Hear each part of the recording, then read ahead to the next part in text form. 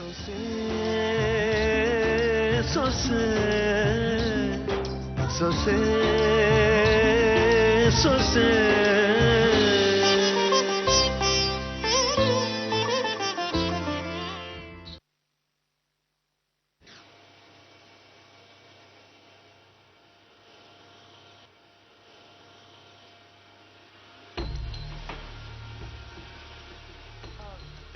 ಅತ್ತೆ, ನಾನೊಂದ್ ಮಾತು ಹೇಳಿದ್ರೆ ನೀವು ತಪ್ಪು ತಿಳ್ಕೊಳ್ಳಲ್ಲ ತಾನೆ? ತಪ್ಪು ತಿಳ್ಕೊಳ್ಳೋದೇನು ಬಂತು? ವಿಷಯನಮ್ಮ. ಅವರು ಇಲ್ಲೇ ಇದ್ರೆ ಒಳ್ಳೇದಲ್ವಾ? ಯಾರು?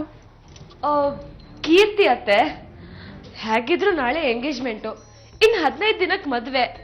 ಇಷ್ಟಕ್ಕೂ ನೀವೆಲ್ಲ ಇದು ನಿಮ್ಮನೇನೆ ಅನ್ಕೋ ಕೀರ್ತಿ ಅಂತ ಸಾಕಷ್ಟು ಸತಿ ಹೇಳಿದ್ದೀರಾ. ಅದೊಂದೇ ಕಾರಣಕ್ಕಲ್ಲ ಅತ್ತೆ. ಅವರು ಆಶ್ರಮದಿಂದ ಬಂದವರು ಅಂದ್ಮೇಲೆ ಅವ್ರಿಗೆ ಆಚಾರ ವಿಚಾರ ಎಲ್ಲ ತುಂಬಾ ಚೆನ್ನಾಗಿ ಗೊತ್ತಿರತ್ತೆ. ಚೆನ್ನಾಗಿ ಹಾಡು ಹಾಡ್ತಾರೆ. ಇಷ್ಟ್ರ ಮೇಲೆ ಸಿದ್ಧಿಶ್ರೀಗಳ ಆಶೀರ್ವಾದ ನಮ್ಮ ಮೇಲೆ ಇರತ್ತೆ ಅಂತ ಆಯ್ತಲ್ವಾ? ಅವತ್ತು ಸತ್ಯನಾರಾಯಣನ್ ಪೂಜೆ ದಿನಾನು ಸಂತೋಷವಾಗಿ ಎಲ್ರ ಜೊತೆನೇ ಇದ್ರು. ಏನಂತೀರಾ ಅತ್ತೆ? ನೀ ಹೇಳೋದೇನೋ ಸರಿ, ಆದ್ರೆ ಆಶ್ರಮದಲ್ಲಿ ಪಾಪ ಆ ಹುಡುಗಿಗೆ ಏನ್ ಕೆಲಸ ಇದೆಯೋ ಏನೋ. ಅಲ್ಲ ಅತ್ತೆ, ಒಂದ್ಸತಿ ಕೇಳಿ ನೋಡಿ. ಹುಡುಗಿ ನಮ್ಮ ಮನೇಲಿ ಇರೋದು ನನ್ಗೇನೋ ಶುಭ ಅನಿಸ್ತಿದೆ. ಮಾವ ಒಂದ್ಸತಿ ಫೋನ್ ಮಾಡಿದ್ರೆ ಗುರುಗಳೇನ್ ಬೇಡ ಅಂತ ಹೇಳಲ್ಲ ಅಲ್ವಾ ಅತ್ತೆ? ಕರೆಕ್ಟು, ಅವಳು ಹೇಳ್ತಿರೋದು ಕರೆಕ್ಟ್ ಅಕ್ಕ. ನೀವೊಂದ್ಸತಿ ಕೀರ್ತಿ ಹತ್ರ ಮಾತಾಡಿ ನೋಡಿ, ಅವಳಿಲ್ಲೇ ಇರ್ಲಿ. ನೀನು ಹಾಗೆ ಅಂತೀಯಾ? ಹಾ, ಕೇಳಿ ನೋಡ್ತೀನಿ, ಆಮೇಲೆ ಅವಳು ಇಷ್ಟ.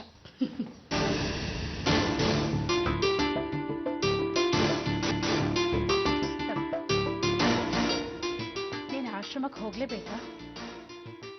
ಅಲ್ಲ, ನೀವು ಯಾಕೆ ಹೀಗೆ ಕೇಳ್ತಿದ್ದೀರಿ ಅಂತ ನನ್ಗೆ ಅರ್ಥ ಆಗ್ತಿಲ್ಲ. ಅದು ನನ್ನ ಮನೆ ಅಂದಮೇಲೆ ನಾನು ಅಲ್ಲಿಗೆ ಹೋಗ್ಲೇಬೇಕಲ್ವಾ? ಯಾಕೆ? ಇದು ನಿಮ್ಮ ಮನೆ ಅಲ್ವಾ?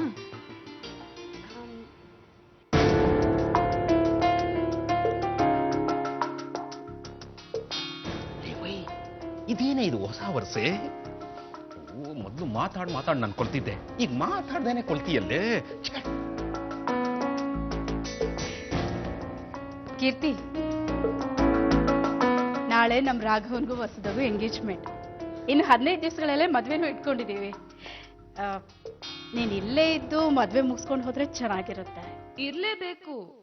ಆಗ್ಲೇ ಪ್ರೀತಿಸಿರೋ ಮನಸ್ಸುಗಳು ಒದ್ದಾಡೋದು, ತೀರ್ಮಾನಗಳು ಮಣ್ಣು ಮುಕ್ಕೋದು, ರಾಘವ ತಿರುಗು ಬೀಳೋದು, ನೀವ್ ಅಂದ್ಕೊಂಡಿರೋ ಮದ್ವೆ ನೆಗೆದು ಬೀಳೋದು, ಅದೇ ಕಾರಣಕ್ಕೆ ಜಗಳ ಆಗೋದು, ಈ ಮನೆ ಒಡೆದು ಹೋಗೋದು. ಅಲ್ಲ, ಅದು ಅಲ್ಲಿ ನೀನಿಲ್ಲಿದ್ರೆ ಸ್ವಾಮಿಗಳೇ ನಮ್ಮ ಜೊತೆ ಇದ್ದಷ್ಟು ಸಂತೋಷ ಆಗುತ್ತೆ ನಮ್ಗೆ. ಮಾವ, ನೀವೇನ್ ಹೇಳ್ತೀರಾ? ಕೀರ್ತಿ ನಮ್ಮ ಮನೇಲಿದ್ರೆ ಏನಾದ್ರೂ ಸಮಸ್ಯೆನಾ? ಸಮಸ್ಯೆನ ಪರಿಹರಿಸೋ ಶಕ್ತಿ ಅವಳಲ್ಲಿದೆ ಅಂದಮೇಲೆ ಅವಳೇ ಸಮಸ್ಯೆ ಆಗೋಕ್ಕೆ ಸಾಧ್ಯ. ಈ ಹುಡುಗಿ ಯಾವ ಸಮಸ್ಯೆನ ಪಕ್ಕಕ್ಕೆ ಸರಿಸಿದ್ಲು ಮಾವಾಜಿ? ರಾಘವ ತರಬೇಕಾಗಿದ್ದ ಉಂಗ್ರಾನ ಆಕೆನೆ ತರ್ಲಿಲ್ವೇ? ಕೀರ್ತಿ, ನೀನ್ ಇಲ್ಲೇ ಇದ್ಬಿಡಮ್ಮ, ಅದೇ ಸರಿ. ಅಲ್ಲ, ಗುರುಜಿಗಳಿಗೆ ಕೀರ್ತಿ, ಸ್ವಾಮೀಜಿ ಅವರಿಗೆ ನಾನು ಫೋನ್ ಮಾಡ್ತೀನಿ. ಮದುವೆಗೆ ಮುನ್ನುಡಿ ಬರ್ದಿರೋಳು, ಮದುವೆ ಆಗೋ ತನಕ ಇಲ್ಲಿದ್ರೆ ಏನು ತಪ್ಪಿಲ್ಲ.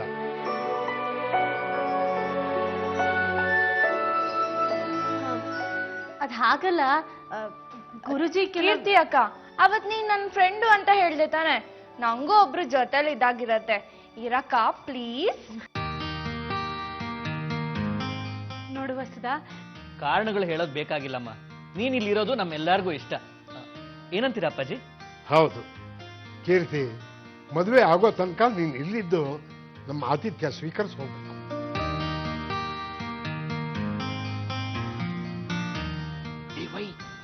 ಬೇಡ ಅಂತ ಹೇಳಿ, ಅವಳಿದ್ರೆ ನಮಗೆ ತೊಂದ್ರೆ. ಕೀರ್ತಿ, ಮನೆಯವರೆಲ್ಲ ಆಸೆ ಪಟ್ಟ ಹಾಗೆ ಮದ್ವೆ ಮುಗಿಯೋ ತನಕ ನೀನು ಇಲ್ಲೇ ಇರು. ಇದು ನನ್ನ ಆಸೆ ಕೂಡ. ಅದು ಗುರುಜಿಗೆ ನಾವು ಹೇಳ್ತೀವಿ, ಓಕೆನಾ?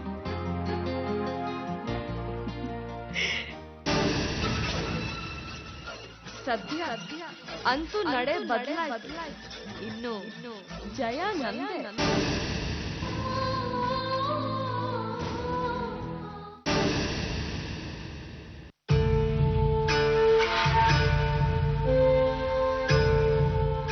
ಬನ್ನಿ ಬನ್ನಿ, ನೀವ್ ನನ್ನ ಹುಡ್ಕೊಂಡ್ ಬರ್ತೀರಾ ಅಂತ ನನಗ್ ಚೆನ್ನಾಗ್ ಗೊತ್ತಿತ್ತು ದತ್ತಪ್ಪ.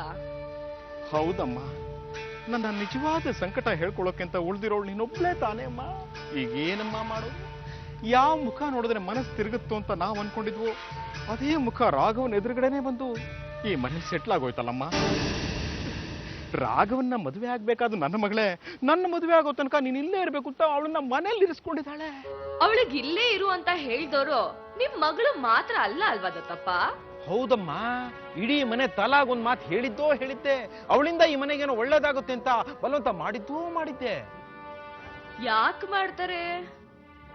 ಕೀರ್ತಿ ಒಳ್ಳೆಯವಳು ಅನ್ನೋದು ಈ ಮನೆಯವ್ರ ಮನ್ಸಿನಲ್ಲಿ ಅಚ್ಚಿಳಿದು ಬಿಟ್ಟಿದೆ. ಈಗ ಅವಳಿಂದ ನನ್ನ ಪಾಲಿಗೆ ಏನಾದ್ರೂ ಕೆಟ್ಟದಾದ್ರೆ? ಅದನ್ನೇ ಹೇಳ್ತಿರೋದತ್ತಪ್ಪ, ಆಗೋಕೆ ಬಿಡ್ಬೇಡಿ. ಅವಳಿಂದ ನಿಮಗೇನಾದ್ರೂ ಕೆಟ್ಟದಾಗಕ್ಕಿಂತ ಮುಂಚೆ ನೀವೇ ಅವಳಗ್ ಕೆಟ್ಟದನ್ ಮಾಡ್ಬಿಡಿ. ಬೆಂಕಿ ಬೆಣ್ಣೆ ಎರಡೂ ಪಕ್ಕದಲ್ಲಿದ್ರೆ ಏನಾಗತ್ತೆ ಅಂತ ಯಾರ್ ಬೇಕಾದ್ರೂ ಹೇಳ್ಬೋದು. ಹಾಗೇನಾದ್ರೂ ಆದ್ರೆ ಅದ್ರಿಂದ ಆಗೋ ಅನ್ಯಾಯ ನಿಮ್ ಮಗಳು ವಸುದಾಗೆ. ಕೈ ಕಟ್ಕೊಂಡ್ ಕೂತ್ಕೊಂಡ್ರೆ ಚಾನ್ಸ್ ಕಳ್ಕೊಂಡು ಅಳ್ಬೇಕಾಗತ್ತೆ. ಅದಕ್ಕೆ ನಾನು ರೆಡಿ ಇಲ್ಲಮ್ಮ. ಏನಾದ್ರೂ ಮಾಡ್ಲೇಬೇಕು. ನಾನು ಏನ್ ಮಾಡ್ಬೇಕು ಅಂತ ನೀನ್ ಹೇಳು, ನನಗೇನು ತೋಚ್ತಾ ಇಲ್ಲಮ್ಮ. ಅವಳು ಒಳ್ಳೆತನನ ಸಾಯಿಸಿ ಕೀರ್ತಿ ಮೇಲೆ ತಪ್ಪುಗಳು ಬಂದು ಬೀಳೋ ಹಾಗೆ ಮಾಡಿ, ಹೊಗಳೋ ಬಾಯಿಗಳು ಉಗಿಯೋ ಹಂತಕ್ಕೆ ರೀಚ್ ಆಗೋ ತರ ಸಿಚುಯೇಷನ್ ಕ್ರಿಯೇಟ್ ಮಾಡಿ. ಆಗ ಕೀರ್ತಿ ಮನೇಲಿ ಉಳಿಯಲ್ಲ, ಮನೆಯವ್ರ ಮನ್ಸುಗಳಲ್ಲೂ ಉಳಿಯಲ್ಲ. ರಾಘವಂಗೂ ಬೇಜಾರಾಗಿ ಬಿಟ್ಟಾಗ್ತಾನೆ. ಇರೋ ಬರೋ ಸಂತೋಷ ಎಲ್ಲ ನಿಮ್ಮ ಮಗಳಿಗೆ ಸಿಗುತ್ತೆ.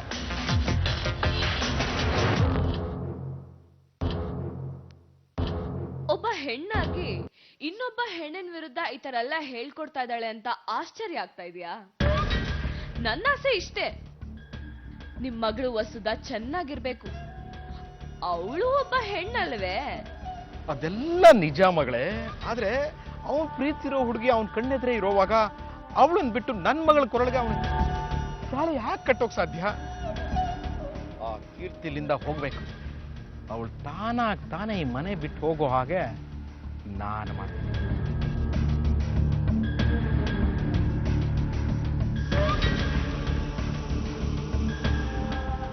ನನಗ್ ಬೇಕಾಗಿರೋದು ಅದೇ ಕಣೋ ಗೂಬೆ.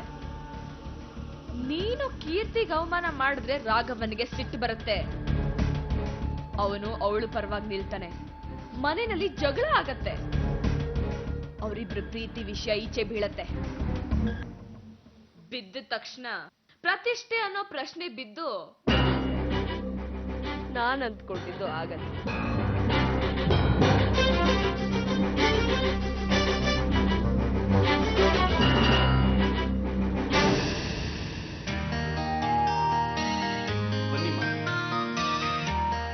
ಇದೇ ನಿಮ್ ಕೋರಿ. ಯಾವಾಗ ಏನ್ ಬೇಕಾದ್ರೂ ತಕ್ಷಣ ಕರೀರಿ, ಈ ಮಾರುತಿ ಹಾಜರು. ಸರಿ ಅಣ್ಣ, ನೀವ್ ಹೇಗಿದ್ದೀರಿ? ನಾವು ಬಿಡಮ್ಮ, 24 ಗಂಟೆಯಲ್ಲಿ 1 ಸೆಕೆಂಡ್ ವೇಸ್ಟ್ ಮಾಡದೆ ನಗ್ತಾ ಇರ್ತೀವಿ. ಆದ್ರೆ ಈಗ ಆ ನಗು ಎಲ್ಲಿ ಹೋಗಿದೆ ಅಣ್ಣ? ಏನ್ ಮಾಡ್ತೀಯಮ್ಮ, ಪ್ರತಿಯೊಬ್ರು ಪಾಲಿಗೂ ಎದುರುಗಡೆ ಇರೋರು ಕನ್ನಡಿ ಅಂತೆ. ಅವ್ರು ಹೇಗಿರ್ತಾರೋ ಹಾಗೆ ನಾವಿರ್ತೀವಿ. ಈಗ ನೀನ್ ಬೇಜಾರಾಗಿಲ್ವಾ? ಅದಕ್ಕೆ ನನಗೂ ಬೇಜಾರು. ಇಲ್ವಲ್ಲ, ನನಗೆಲ್ಲಿ ಬೇಜಾರಾಗಿದೆ? ಗೊತ್ತಾಗುತ್ತಮ್ಮ, ಯಾರು ಮನ್ಸಿನಲ್ಲಿ ಕೂತ್ಕೊಂಡಿದ್ದಾರೋ ಅವ್ರ ಮನೆಗೆ ಬಂದು ಅವ್ರ ಮದ್ವೆ ಆಗೋ ತನಕ ಇರೋದಿದೆಯಲ್ಲ, ಅದೆಷ್ಟು ಕಷ್ಟ ಅಂತ ನನ್ಗೆ ಅರ್ಥ ಆಗುತ್ತಮ್ಮ. ರಾಘಣ್ಣ ನೀವು ಒಬ್ರನ್ನೊಬ್ರು ಎಷ್ಟು ಪ್ರೀತಿಸ್ತಿದ್ದೀರಾ ಅಂತ ಗೊತ್ತು. ರಾಘಣ್ಣ ನಿಮ್ಮನ್ನು ಎಷ್ಟು ಹಚ್ಕೊಂಡಿದ್ದಾರೆ ಗೊತ್ತಾ? ಅವರು ನಿಮ್ಗೋಸ್ಕರ ಎಷ್ಟು ಕಣ್ಣೀರು ಸುರಿಸ್ತಿದ್ದಾರೆ ಅಂತ ನನಗೆ ಗೊತ್ತು. ಇಷ್ಟಪಟ್ಟವ್ರ ಮನೆಯಲ್ಲಿ 3ನೇವ್ರ ತರ ಇರೋದು ಎಷ್ಟು ಹಿಂಸೆ ಅಲ್ವಾ? ನೀವೇನು ಯೋಚನೆ ಮಾಡ್ಬೇಡಿ ಅಮ್ಮ, ಆ ದೇವರು ನಿಜವಾದ ಪ್ರೀತಿಗೆ ಬೆಲೆ ಕೊಟ್ಟೇ ಕೊಡ್ತಾನೆ. ಯಾವುದೋ ದಾರಿಯಲ್ಲಿ ನಿಮ್ಮ ಪ್ರೀತಿನ ಕಾಪಾಡ್ತಾನೆ, ನಿಮ್ಮನ್ನ ಒಂದು ಮಾಡೇ ಮಾಡ್ತಾನೆ. ಆ ಕಾರಣಕ್ಕೆ ನಿಮ್ಮನ್ನ ಇಲ್ಲಿ ಕರ್ಸ್ಕೊಂಡಿದ್ದಾನೆ ಅನ್ಸುತ್ತೆ. ದಯವಿಟ್ಟು ಹಾಗೆಲ್ಲ ಮಾತಾಡ್ಬೇಡಿ ಅಣ್ಣ.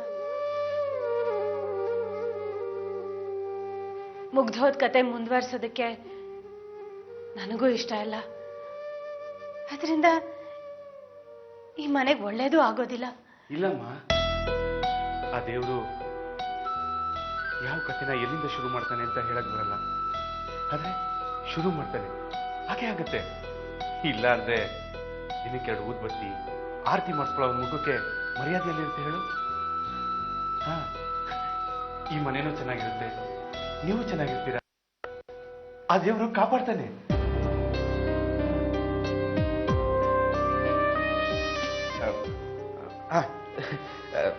ರಾಘಣ್ಣ, ಓ, ತಾವಿಲ್ಲಿ ಸುತ್ತಿ ಹೊಡಿತಾ ನಿಂತಿದ್ದೀರೋ? ತಮಗ್ ಮಾರುತಿ ಅನ್ನೋ ಹೆಸರು ಇಡೋದ್ರ ಬದಲು ಸುತ್ತಿ ಅಂತ ಹೆಸರಿಡ್ಬೇಕಾಗಿತ್ತು. ಹೊಸ ಕಿವಿ ಸಿಕ್ತು ಅಂದ ತಕ್ಷಣ ಸುತ್ತಿ ಹೊಡೆಯಕ್ ಶುರು ಮಾಡ್ಬಿಡ್ತಾನೆ. ಕೀರ್ತಿ, ಆಶ್ರಮಕ್ಕೆ ಫೋನ್ ಮಾಡಿದ್ದೆ, ಸ್ವಾಮೀಜಿ ಹತ್ರ ಮಾತಾಡಿದ್ದೀನಿ. ಮದ್ವೆ ಮುಗಿಯೋವರೆಗೂ ಇಲ್ಲೇ ಇದ್ದು ಬರ್ತೀನಿ ಅಂತ ನೀನು ಒಂದು ಮಾತು ಹೇಳ್ಬಿಡು. ನಾನು ಮಾತಾಡಿದ್ದೀನಿ ಎಲ್ಲ, ನೀನೊಂದು ಮಾತು ಹೇಳೋ ಅಷ್ಟೇ ಸಾಕು. ನಾವಿನ್ನೂ ಇಲ್ಲೇ ಏನ್ ಮಾಡ್ತಿದ್ದೀರಾ? ಕೆಲಸ ಇದೆ, ಬನ್ನಿ.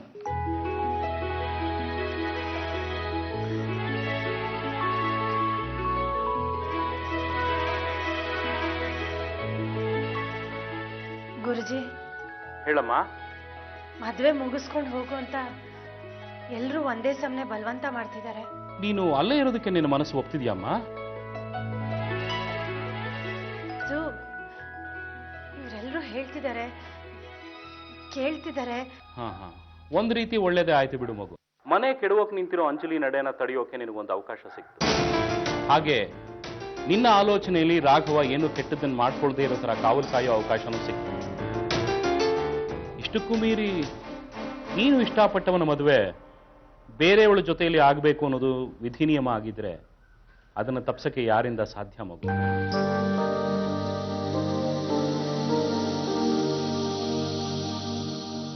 ದೈವ ಇಚ್ಛೆ ಹೇಗಿದೆಯೋ ಹಾಗೆ ಆಗಲಿ. ಎಲ್ಲವೂ ಹರಿಚಿತ್ತ.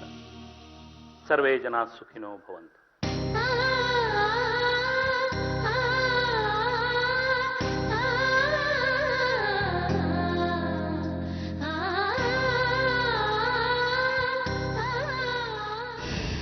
ಮಾರುತಿ, ಬರೋರೆಲ್ಲ ಬಂದ ಆದ್ಮೇಲೆ ಬಡ್ಸೋಕ್ ಶುರು ಮಾಡು.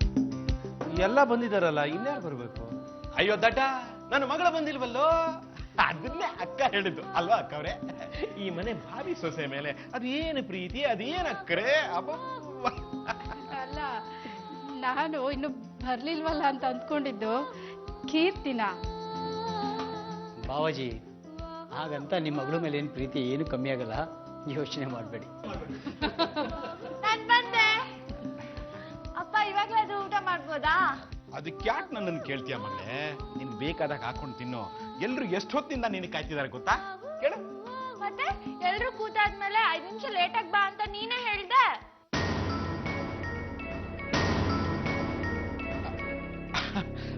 ಅದು ಮುಂದೆ ಈ ಮನೆ ಸೊಸೆ ಆಗೋಳು ಸ್ವಲ್ಪ ಸಹನೆ ಕಲೀಲಿಂತ ಹಾಗಂದೆ. ಕೀರ್ತಿ ಬಂದ್ಲು. ಬಾಮ್ಮ ಕೀರ್ತಿ, ನಾವೆಲ್ಲರೂ ನಿನ್ಗೋಸ್ಕರನೇ ಕಾಯ್ತಾ ಇದ್ವಿ. ಅಯ್ಯೋ, ಯಾಕೆ ಕಾಯ್ಬೇಕಿತ್ತು? ಗುರುಜಿ ಯಾವಾಗ್ಲೂ ಪ್ರವಚನದಲ್ಲೇ ಹೇಳ್ತಾ ಇರ್ತಾರೆ, ಬಂದಿದ್ದನ್ನ ಭಾಗ್ಯ ಅನ್ಕೋಬೇಕೇ ಹೊರತು ಬರೋದಕ್ಕೋಸ್ಕರ ಕಾಯ್ಬಾರ್ದು ಅಂತ. ನೀವು ಶುರು ಮಾಡಿ. ನೋಡಮ್ಮ ಕೀರ್ತಿ, ಅತಿಥಿ ದೇವೋಭವ ಅಂತಾರೆ. ಸತ್ಕಾರ ಸ್ವೀಕರಿಸಬೇಕಾದವರು ಸಹಾಯ ಮಾಡೋಕ್ ಬರೋದು ಬೇಡ. ಈ ಮಾತು ನಾನು ಹೇಳ್ಬೇಕು ಅಂತಿದ್ದೇನೆ. ನನ್ನನ್ನ ಈ ಮನೆಯೊಳಗೆ ಹಾಗೆ ಅಂತೀನಿ, ಮತ್ತೆ ಅತಿಥಿ ಹೇಗೆ ಹಾಕ್ತೀನಿ? ಇದೆಲ್ಲ ಯಾಕೆ? ನಾ ಬಡಿಸ್ತೀನಿ. ಸರಿ, ಹಾಗಾದ್ರೆ ಇವತ್ತೊಂದಿನ ಕೂತ್ಕೊಂಡು ಆತಿಥ್ಯ ಸ್ವೀಕರಿಸು. ನಾಳೆಯಿಂದ ನೀನೇ ಈ ಮನೆ ಎಲ್ಲಾ ಕೆಲಸನೂ ಮಾಡುವಂತೆ. ಕೂತ್ಕೋ. ಹೌದು ಕೀರ್ತಿ, ಬಾ ಕೂತ್ಕೋ. ಕೂತ್ಕೋ.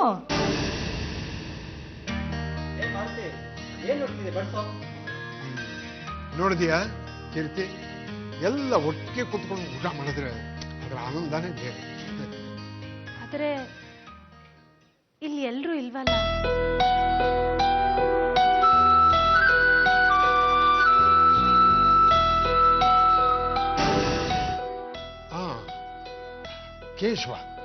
ಕೇಶವ ಏನೋ ಕೆಲಸ ಇದೆ ಅಂತ ಆಚೆ ಹೋಗಿದ್ದಾನೆ, ಬರೋದು ಲೇಟ್ ಆಗುತ್ತೆ. ರಾಘವ ಕರೀ ನೀವು. ಆಗ್ಲೇ ಕರೆದೆ ಅಪ್ಪಾಜಿ, ಬೇಡ ಅಂದ್ರು. ಬೇಡ ಅನ್ನ. ಅವ್ನು ಮಧ್ಯಾಹ್ನನೂ ಊಟ ಮಾಡ್ಲಿಲ್ಲ.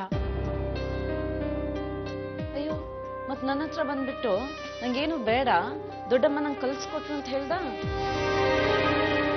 ನೋಡಿದ್ಯಾ, ನನ್ನ ಹತ್ರ ಏನ್ ಹೇಳ್ದ ಗೊತ್ತಾ? ದೊಡ್ಡಮ್ಮ ನಂಗೆ ಹಸಿವಿಲ್ಲ, ಅಮ್ಮ ಕೇಳಿದ್ರೆ ಊಟ ಆಗಿದೆ ಅಂತ ಸುಳ್ಳು ಹೇಳ್ತೀನಿ, ನೀವು ಸಪೋರ್ಟ್ ಮಾಡಿ ಅಂತ ಹೇಳ್ಬಿಟ್ಟು ಹೋದ. ಒಳ್ಳೆ ಚೆನ್ನಾಯ್ತಲ್ಲ, ಮದ್ವೆ ಮುಂದಿಟ್ಕೊಂಡು ಹೊತ್ತಿಗೆ ಸರಿಯಾಗಿ ಊಟ ಮಾಡ್ಬೇಕು ತಾನೆ. ಮೊದ್ಲೇ ಸಣ್ಣ, ಮದ್ವೆ ಆಗೋ ಹೊತ್ತಿಗೆ ಇನ್ನೂ ಸಣ್ಣ ಆಗ್ಬೇಕು ಅಂತ ಡಯಟ್ ಮಾಡ್ತಿದಾರೋ ಏನೋ.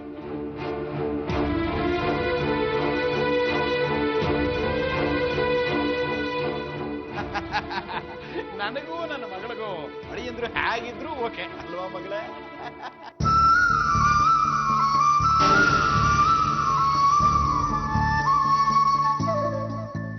ಸರಿ ಸರಿ ಸರಿ, ಬಲವಂತ ಮಾಡಿ ಊಟ ಮಾಡಿಸ್ಬೇಕಾಗಿಲ್ಲ. ಅವನು ಒಂದೊತ್ತು ಉಪವಾಸ ಮಾಡ್ತೀನಿ ಅಂದ್ರೆ ಅದು ಆರೋಗ್ಯಕ್ಕೆ ಒಳ್ಳೇದೇ.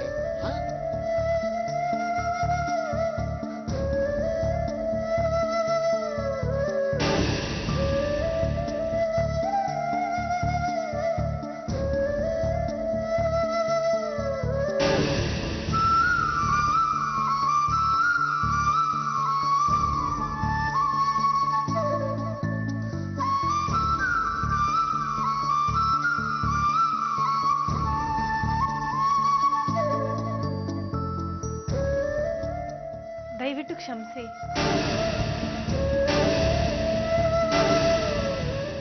ಯಾಕಮ್ಮ? ಅದು ಮರ್ತು ಬಿಟ್ಟಿದೆ. ಇವತ್ತು ಗುರುವಾರ, ನಂದು ಉಪವಾಸ, ಏನು ತಿನ್ನಲ್ಲ. ದಯವಿಟ್ಟು ಬೇಜಾರು ಮಾಡ್ಕೋಬೇಡಿ, ನೀವು ಮುಂದುವರಿಸಿ.